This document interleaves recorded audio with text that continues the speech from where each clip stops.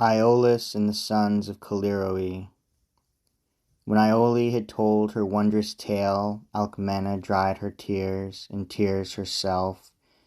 Then all their sorrows were arrested by a strange surprise. In the high doorway stood a youth, almost a boy, his cheeks it seemed still downy.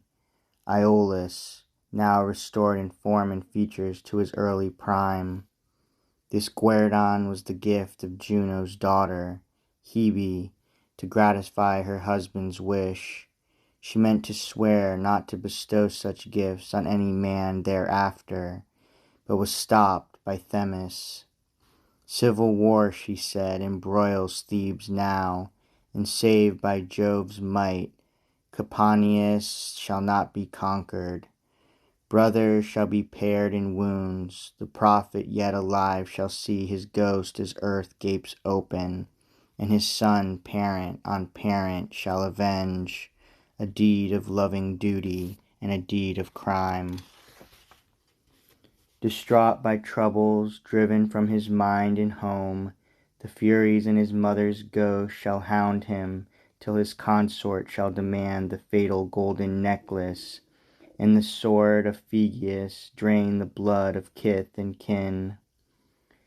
And then at last Callirhoe, the child of Achilles, for her infant son, shall beg those years from Jove on bended knee, to speed their vengeance for the victor's death.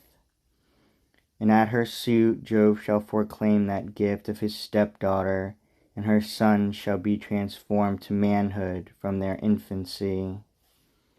As Themis, who foreknew the future, spoke these prophecies, a rumbling argument arose in heaven, the gods all grumbling why others should not be allowed to grant such gifts.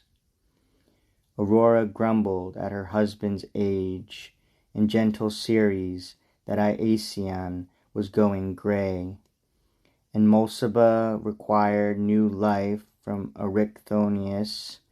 Venus too worried about the future, staked a claim to have Anchises' years made young again.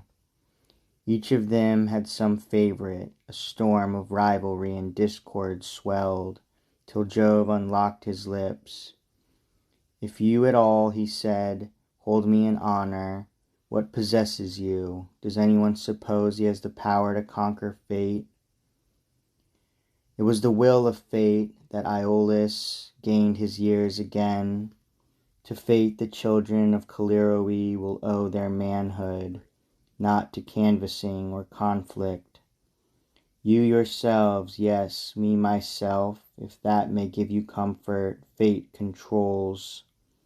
If I could alter it, my Iacchus would not be stooping in his last late years, and Rhadamanthus would enjoy the flower of youth forever, and my Minos too, whom now the bitter burden of old age has brought to scorn, will never know again the majesty in which he once held reign.